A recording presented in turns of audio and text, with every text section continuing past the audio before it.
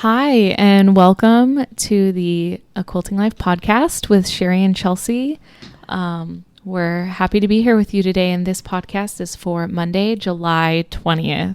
Right. And if you don't already know us and you're just joining in on the podcast, this is my mom, Sherri McConnell, and Hi. I'm her daughter, Chelsi Stratton, and we've been really enjoying doing this podcast together. It's been so much fun, and we appreciate all of the listeners and everyone who has subscribed. So. Right. And we appreciate those who are watching on YouTube as well. That's been great too. Yeah.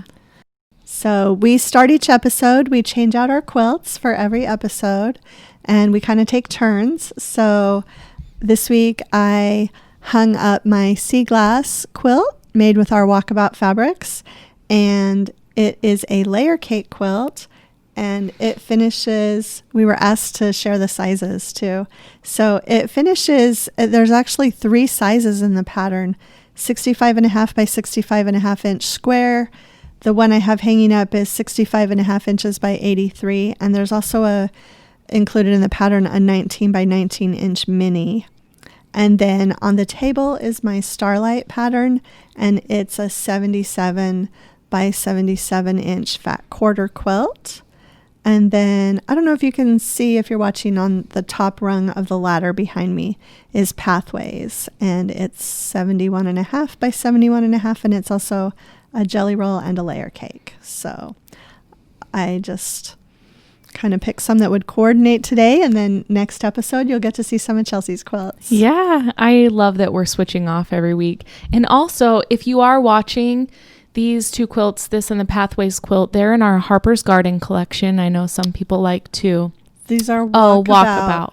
And then walkabout and Summer Sweet is the fabric used for the quilt on the table. And a shout out to my quilter. All 3 of them were quilted by Miriam Bott, and she's amazing. She really is amazing. And also, if you're just listening in, you'll be able to find the patterns in the show notes. Right.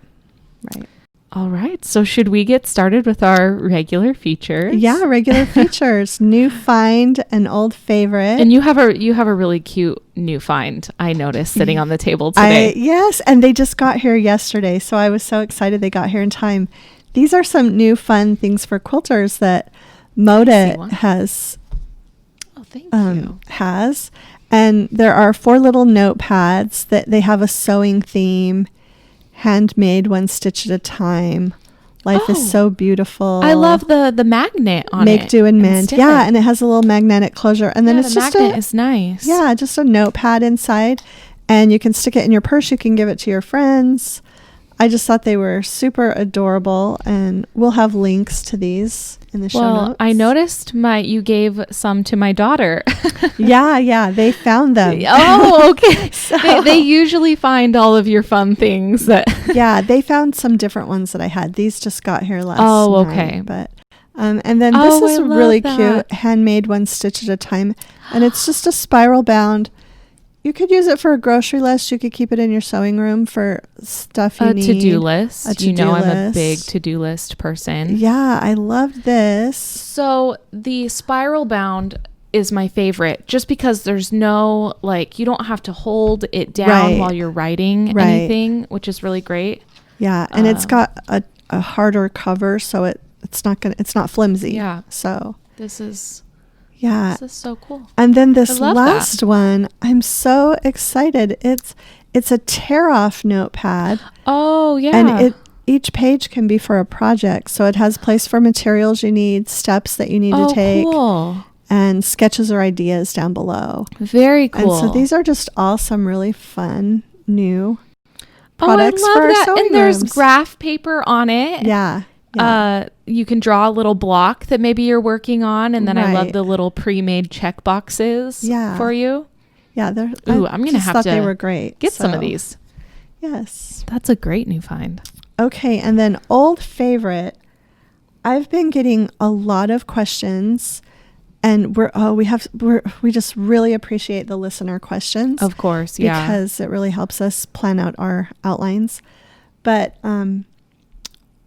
for old favorite, I'm just going to share this all-in-one Quilters reference toolbook This is a great book. If you are a beginner, intermediate, or advanced quilter, it's just a great resource. It has... Oh, I think I'll need this because I still consider myself I use it all beginner, the time. intermediate. It has some really basic things like bed sizes that... Oh, because a lot of questions I get are, I want to make this quilt into a queen. How big do I need to make it? Mm-hmm. So it has a lot of stuff like that. It has information on how big your quilt is going to end up if for a certain size block.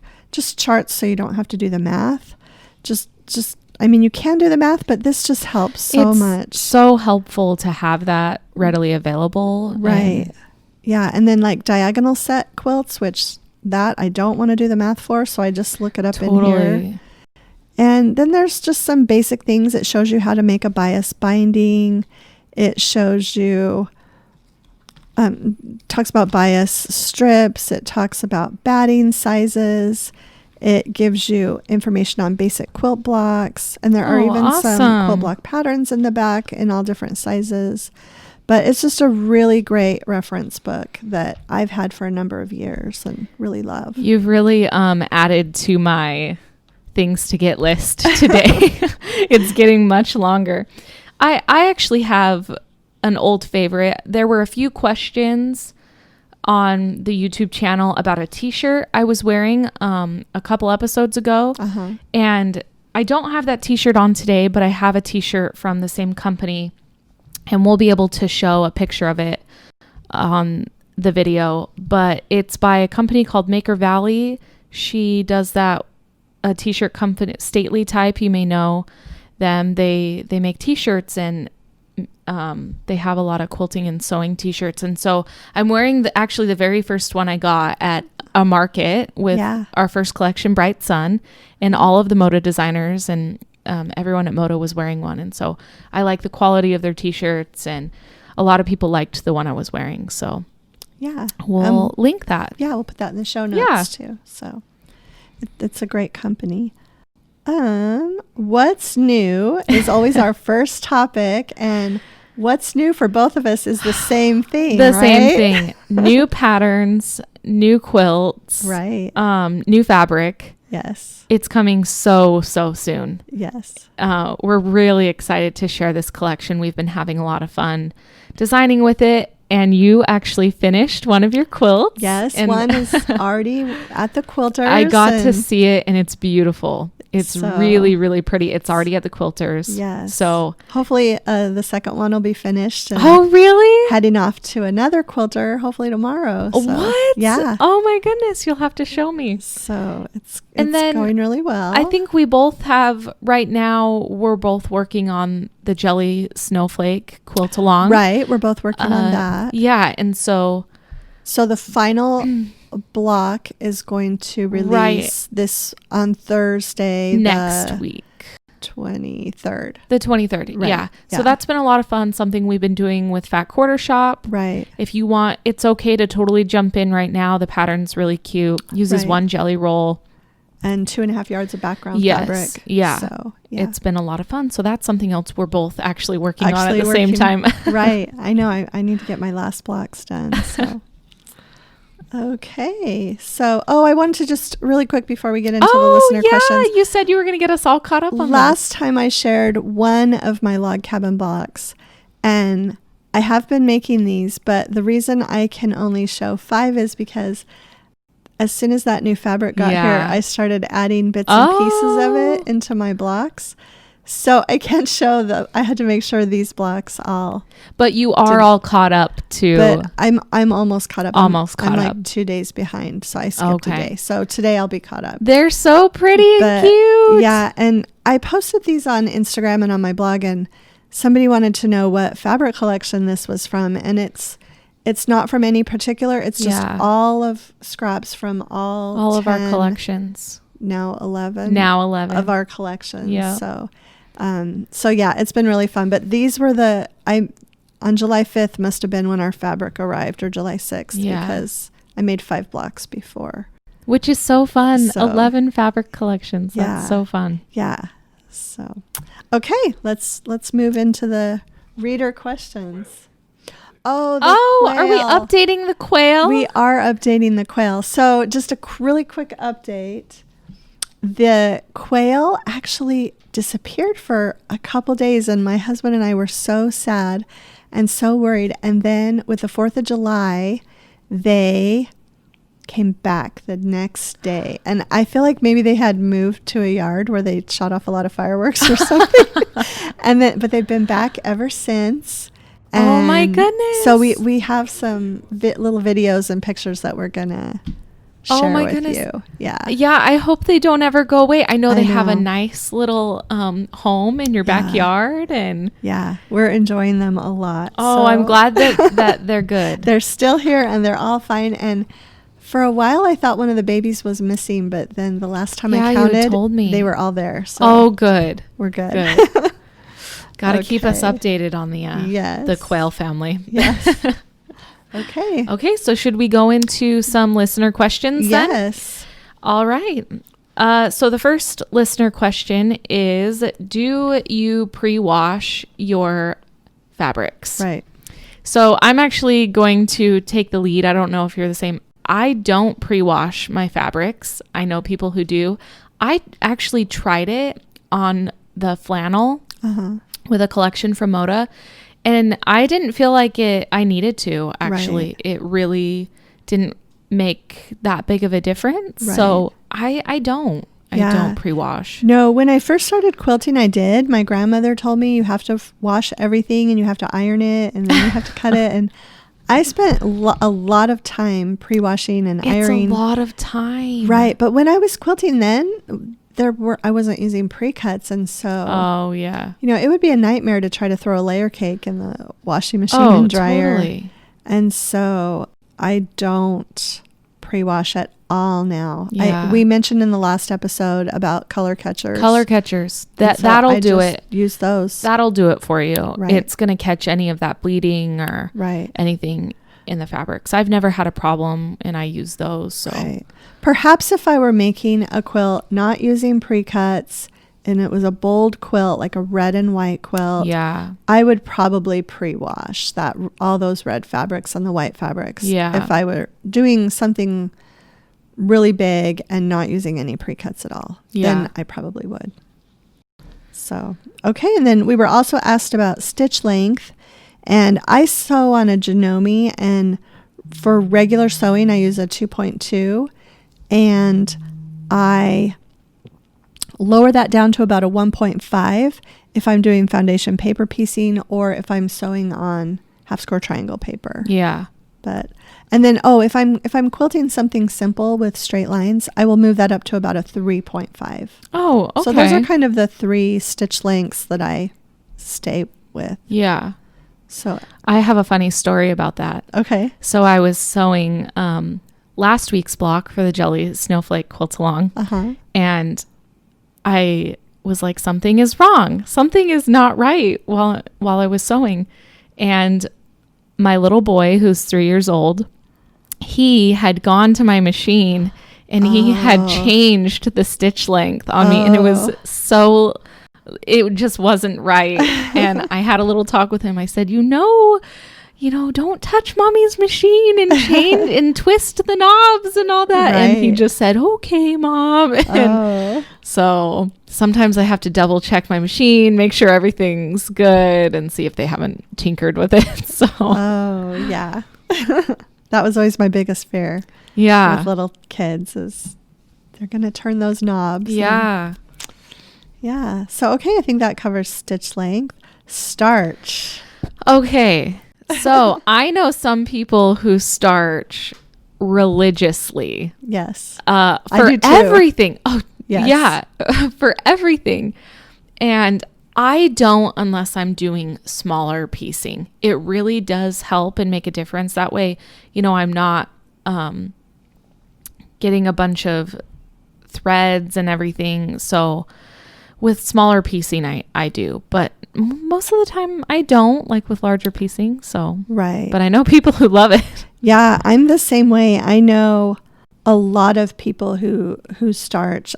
Kimberly at the Fat Quarter Shop starches everything. Lisa Bonjean, they are so funny. When we visited Fat Quarter Shop, Kimberly was like, "Where's my starch? Yes. Where's my starch?" Yes. I know my quilter Marion, she starches everything, and like Chelsi, I just basically starch when I do mini quilts. Yes. And when it's smaller, I feel like it's more important for those pieces to be like that. And so you don't want the edges all frayed. Right. And it really helps. Yeah.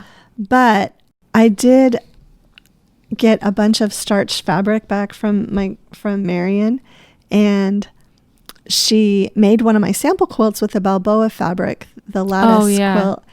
And she's actually going to keep the quilt, but she gave me the scraps back that have already been starched. Oh, wow. And I'm super excited because I think I'm going to do a pillow with them. Oh, yeah, that'll be perfect. And that way I'll get, I'll do a bigger project with starch fabric and see what I think. Yeah. So I can't wait to see that. Yeah. So I'm super excited about that. Okay. So quilt backings. Yeah. Quilt backings. I actually... I have had so many questions on that through my blog that I'm actually going to do an upcoming blog post on that. And then there is a lot of information in this book that I mentioned earlier, the Quilters reference tool on quilt backings. Yeah. But basically, I guess if I have the fabric, I will piece a backing. And if I don't, I'll make a scrappy backing. Yeah. I love scrappy backings. And I don't generally buy the extra wide backing fabric just because I try to use the fabrics that I've used on the front of the quilt. Yeah. And we haven't had any of those larger backings. I haven't used the larger backings yet. It's been a while since I've used one. Yeah. So, yeah. Yeah. But okay. So watch for the blog post on that you'll be posting with more information. So how do you bind your quilts? And I want to start off with this one because my mom taught me how to bind quilts. And so I started off, you machine sew it on the one side and then fold it over, and I learned to hand bind my quilts. And I love that. I like sitting down and just being able to turn on a show or listen to something and bind a quilt. But on that note, my friend Vanessa of Lella Boutique has a really great method where you're machine quilting it on both sides. And I have tried it and I really like it, but I do like hand binding them, I think, more. Right. But she has a lot of good information on a blog post for that. Okay, so we'll have to link to we'll have to link to that also. Yeah. Yeah. I, like Chelsi said, I learned to bind from my grandmother. Oh, that's so sweet that it's like generational. Yeah. And so, so I will machine sew the binding to the front side of the quilt. The front. So that always looks nice and neat. And then, like Chelsi mentioned, I hand sew it to the back. Yeah. I have something else that my grandmother did is after she sewed to the front side, she would iron it out. And so it just gives it a more smooth finish look. She would iron the entire quilt after the binding had been machine sewn to the front and before she hand stitched it.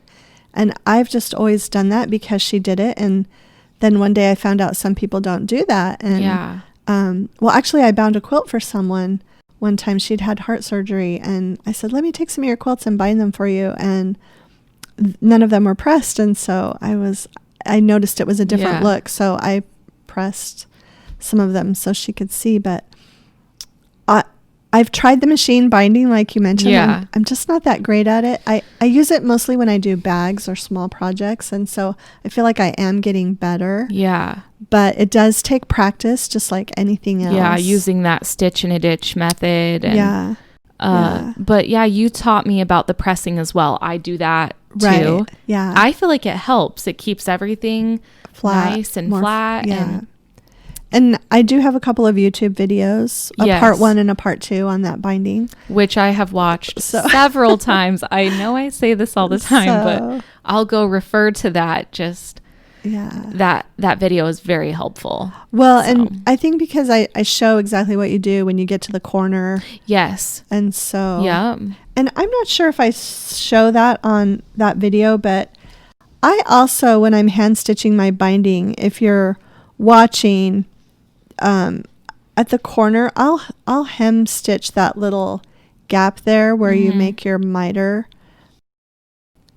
Just because a lot of our quilts go to kids, and they're going to be used by kids, and I feel like, I don't want them to snag that open and pull the binding open. Do you do that too? I do the same thing. I can't remember if I showed that on the video or not. So I don't know that you did. So maybe you could do like an updated binding video. But you taught me that. Actually, the first quilts that I was making, you did that for me on the corners, and so that's how you taught me. Oh, okay. Yeah. So I've always continued to do that same thing. Yeah.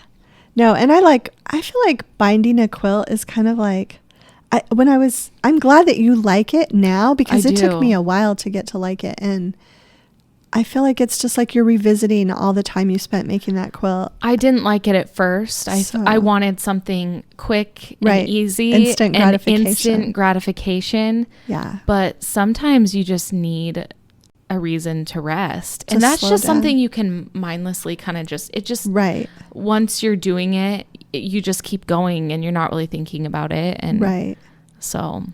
Yeah. And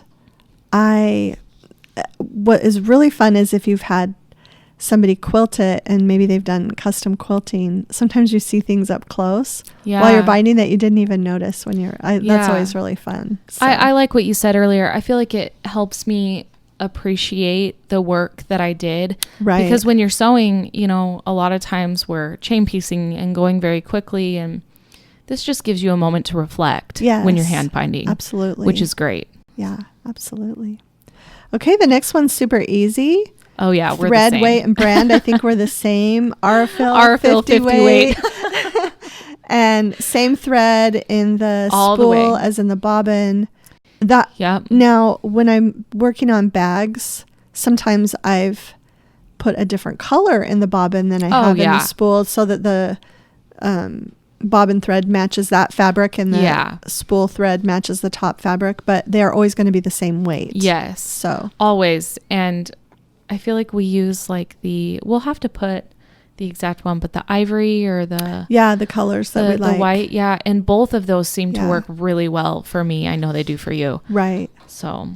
Yeah. So, okay. Then we had some fun questions that I'll let Chelsea take this first one. Okay. So colors you don't like or avoid using. And I don't know if mine's going to be the same as yours, but I feel like we love all colors. I really love all colors. I feel like I don't avoid colors. Right. I don't know. I'm not really big on browns unless it's a fall quilt. Yes. Then I'm good with it. Yeah. No, I agree with that. Yeah. And then purples, I had an aversion to purple for a while because... Do you want to tell them why? Yes, because both of my daughters loved purple and all they wanted were purple quilts. And then Chelsea even purple walls. Her room painted purple, and I painted that room purple, and I would just buy purple fabric, and I just got sick of purple, and I really didn't put purple in a quilt for years. Yeah. You really were so great to do that for me, though, because I was adamant that I needed purple walls and purple sheets and purple quilts, and everything I owned was purple pillows. And you let me have my space and let me do what I wanted. And I agree. We put a really fun orchid purple color in Balboa fabrics, and it works very well. Yes, and I just fell in love with it, and I just thought... it was a good introduction to purple for us. Right, a good way to come back to purple. So in a nice, safe, happy space to use purple. A subtle way. After years of not loving purple. But the orchid purples in Balboa have been some of my favorites. I've just loved them. They're very pretty. Yeah. And they work really well with that charcoal color that we have. So yeah, it's been great. Okay, so do you sew every day? Every day. I know you do. I try. Yeah. I feel like for me, it isn't actually every day. I know I shared a tip, set something aside, work on something for 20 minutes every day. And I will say I try to do that. Right. But it doesn't happen every day for me. I would love it to happen every day for me. Right. Sometimes the day gets away from me. Some days are just specifically like I have activities for my kids or they want to go swimming that day. And so I set that aside and yeah. I will say that I do something in the sewing room every day. Sometimes I just go in. If I know I don't have time to sew, I will cut something out or organize something. I agree with that. 100%. I'm in there every day working on something. It may not be sewing, but it's definitely related to sewing. So yeah. And this weekend we had our youngest son was here for 4 days and I got all caught up. We spent a lot of good family time. Yeah. And our entire family hasn't actually been together in a very long time. Yeah. So it was good. It was a lot of fun to just hang out and finally be able to be together. Yeah. Stay home and be with the family. Yeah.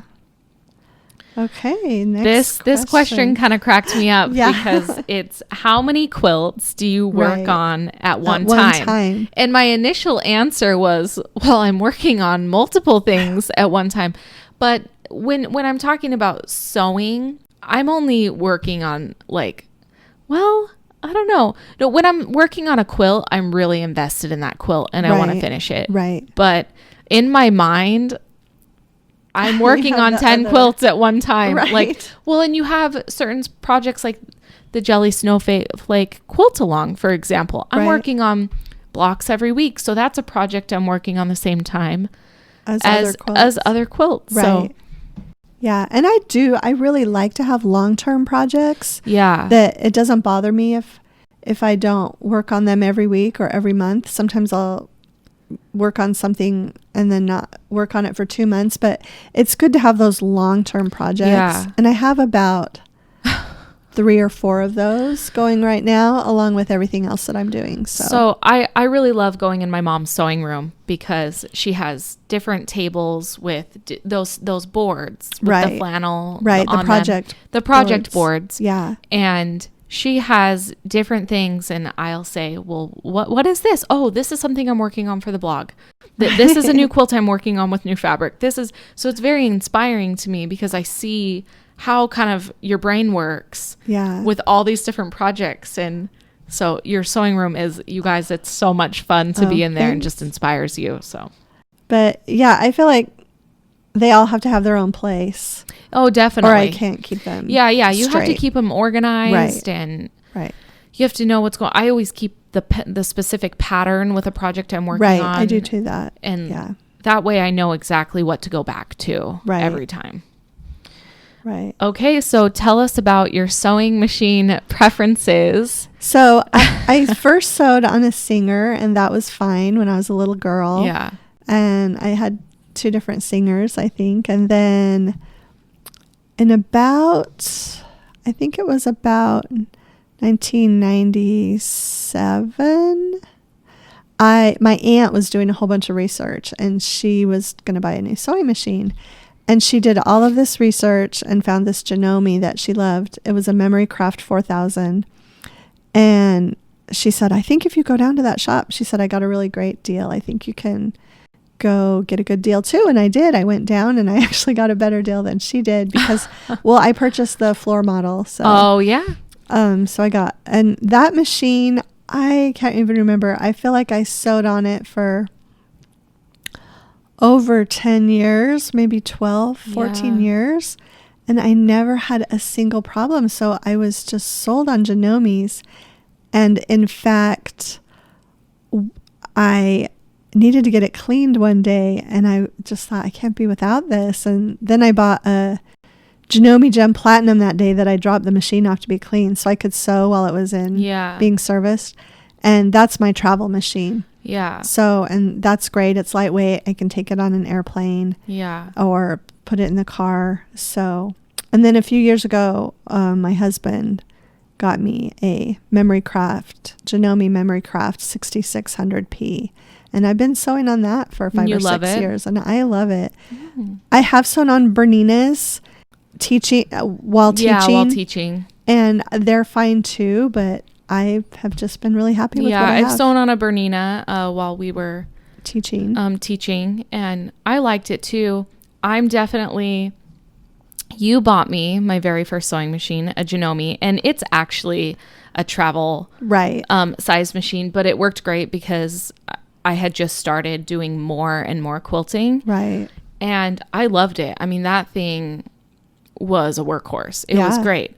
But I just recently last year got to a place where I felt like I needed something a little bit more powerful. And I talked to you and I went back and forth and I really didn't know what I was going to get. Well, I was having a conversation with Vanessa and she said, well, I really love my Bernina, but I bought a Juki because a lot of people said they loved their Juki. And she said, if you want to try it, you can pick it up. And I think you picked it up for me. I did. You were I was in at St. her George. house and visiting her, and it was nice. I brought it home. Yeah, you brought it home. Yeah. And I mean, the difference was, now in differences, I mean, it was a much more powerful machine. And if you want if you just need a great straight stitch machine, the Juki is great. So that's for what me, I've heard from a lot of people. So. Yeah. And it's not too pricey. It's not too pricey. Right. I'm really enjoying it. Yeah. So right now I have both. I have a Janome and my oldest daughter is I have to go take it up to be looked at right now. But my daughter's going to start sewing on that. She has her very first project laid out. It's a pillow. That's awesome. And in some me and my sister fabrics. And but yeah, I have my Juki and I really like it. It's a lot more powerful, which I like. I like to just put the pedal to the metal and sew. So yeah, and I should say I went on a quilting retreat a couple years ago and so many of the women had Jukis. Yeah. And they were sewing so fast. It goes really fast. Really fast. And my husband laughs every time that Yeah. He knows I'm like sewing like crazy, and he's like, "Wow." I know. Sometime I might have to come try yours out. Yeah, you should. See if I need to get one. You should. Okay, so with this next question, I'm going to take the lead because I did something really fun last night. Oh, the question is, do you have a staple color in all your collections? So I did a poll with all the colors. And I mean, we have 10, probably more than 10 different colors because of various shades. Right. But general colors, I did a poll. Oh, good. I'm curious. I shouldn't have let you look. I can't see that far without the glasses. Well, good. So, okay. That helps me then. So I want you to guess which color you think is more prevalent out of all of the collections. I'm going to say blue. Okay. You're going to say blue. All right. And you're not wrong because navy and aqua both considered blue. Right. Between those two, an aqua and a navy, there was in 10 collections, we had an aqua shade out of 11. Wow. And we had 8 navy out of 11 collections. Okay. So ivory, but I'm not really counting that one because that's like our background color. Right. That is in every collection. We always have the same background color in every collection. But coral, peach, the pink color we use was in 10 collections. Oh, so that's more prevalent than the red even. It's more prevalent than the red. We didn't have red in Balboa. So red was only there in 8 collections, which was interesting. So and Bright Sun didn't have red either. Bright Sun didn't have red, but that's red, interesting. Green. We had a green shade in 9 of our collections. So that was really fun last night. And then I laugh because purple has been in 1, right? And orange has been in 1. But those colors worked really well in the collections we had them with. Right. So, and yellow's only been in a couple. Yellow's only been in 2 collections. So yeah, and gray has only been in 5 collections. Okay. But it was really fun last night to Yeah. do that. It was very interesting. So you guessed right. Yeah. Awesome. Blue is probably our staple color then. That's really fun because I looked at that question and I thought it was a great question, but I thought, how do I answer that? So I'm so glad you thought of doing that. So... Okay. Quilt labels. This one always makes me feel guilty. Yeah. My grandma was really good about labeling her She quilts. was. Yeah, And she would embroider the labels. I know Carrie Nelson is fabulous at labels, and she always puts a quote that she likes on the back of every label. And one of the questions we got was, how much information do you add to your label? So for Carrie, she'll add a quote as well. Yeah. But I think at the bare minimum, a label should have the maker's name and the date and the location. Yeah. And so I was really good. I probably have 25 quilts out of hundreds that have labels. See, and I've just not been doing it lately. I've never put them on, and I really feel like I should. And I even thought like it's almost like something you want for a history of the quilts you've made. And so what I thought about doing is at least putting in a Excel spreadsheet or something. Oh, that's a great idea. Yeah, the name of the quilt, when the year that it was made, and just something about it, like personal or just something. I thought about doing that just to keep record of it. That's a great idea. Yeah. I'm actually planning on pulling all of my quilts out of the closet this next week. Wow, we're going to have a very large blanket party then. When we moved in, I got everything on a shelf. Yeah. But what I want to do is pull everything out, organize them by... I do have the Christmas quilts all together and the red, white, and blue quilts all together and the fall quilts all together, but... You have so many categories.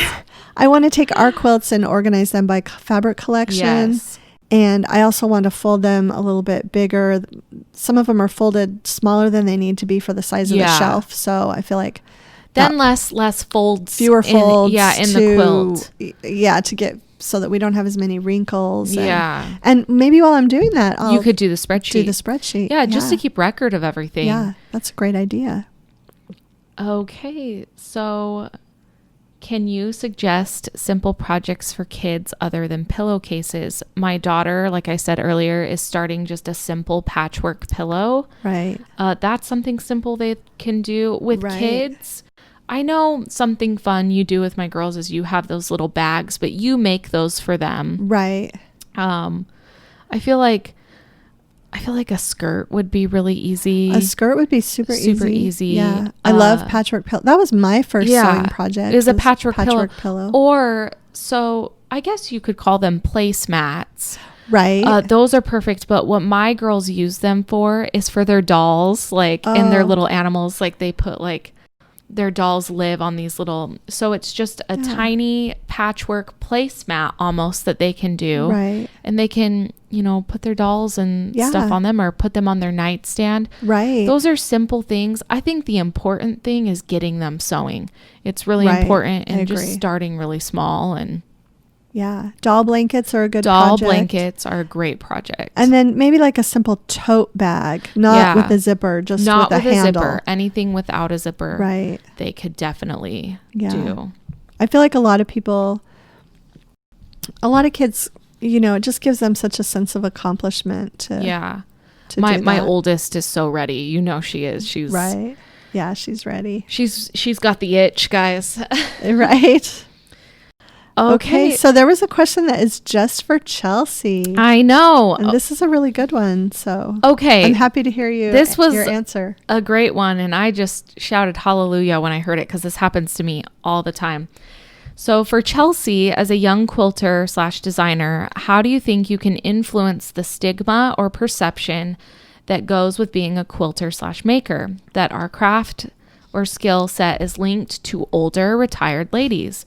I have been quilting for just over 20 years and still in my 40s, yet often get comments when I discuss my creations that, quotation, isn't that what old ladies do? Yes, that is so true. It's so true. I get it all the time, and this is what I do.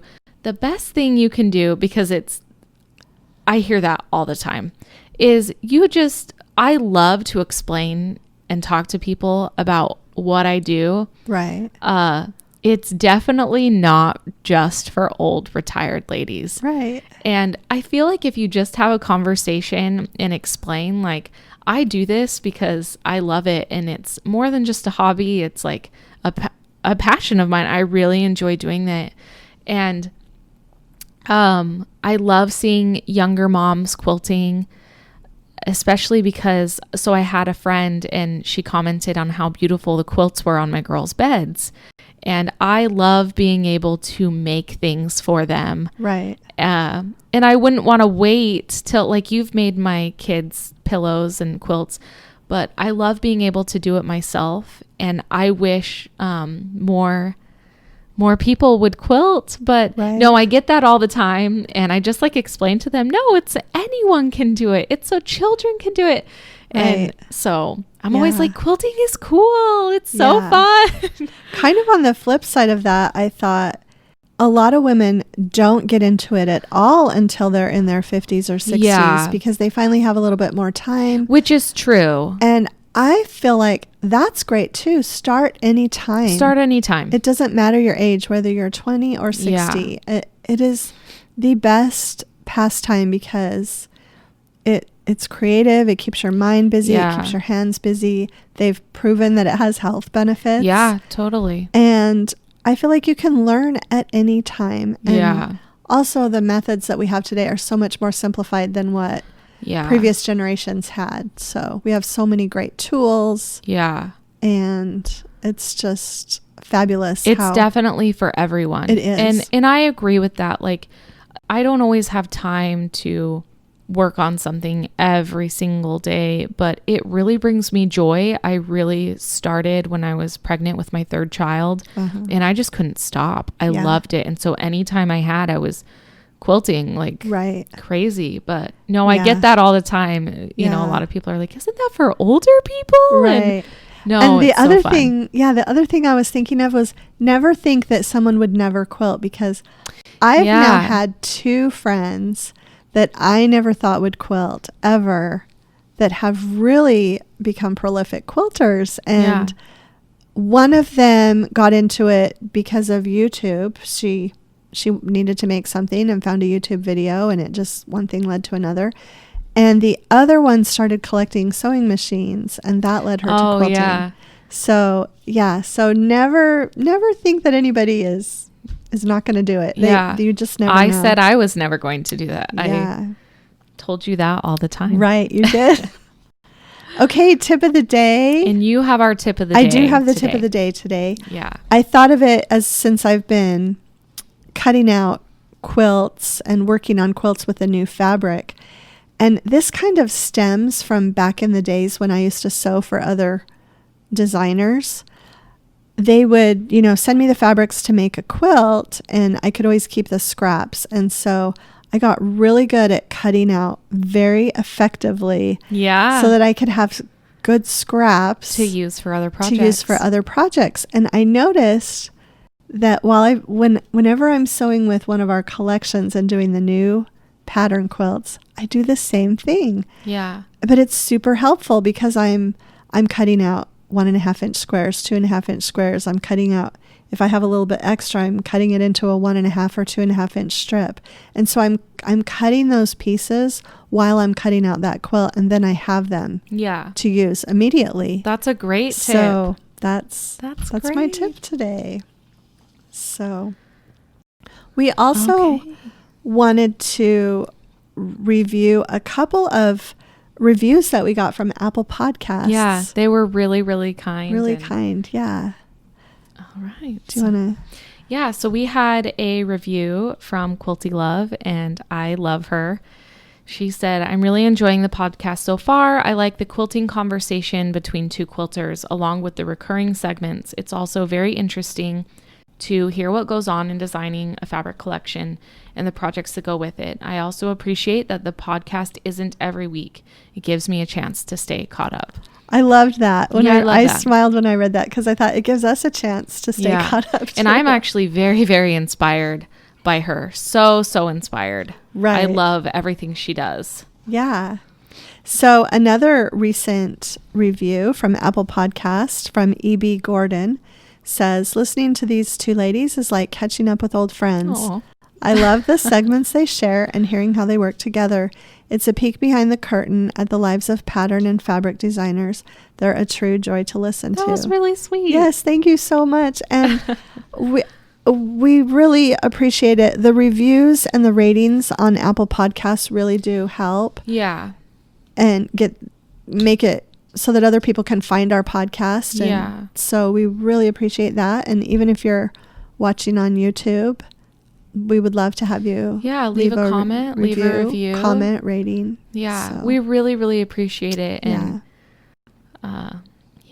so we're so grateful that you stopped by the podcast today, whether you listened in or watched us on YouTube. Just remember to listen in on your favorite provider. Right. And somebody asked to be sure at the end of the episode and tell when our next episode will air, which is August 3rd, Monday, August 3rd. So that will be that's the next time you'll see us and hear from us. And we should have, I can't remember our exact date that we get to share the new quilts and fabric, but it might be soon. It might be really close to that date. So if not that podcast, maybe the one after we'll be able to. And I don't want to put you on the spot too much, but I know you won't see this till after, but it is my mom's birthday this week. Yay! No. So happy birthday, Mom, in advance. Your birthday will have passed before this airs, but just if you want, leave my mom a little bit of extra love. Thank you. Yeah, and we just appreciate everyone watching and listening in, and thanks so much for stopping by.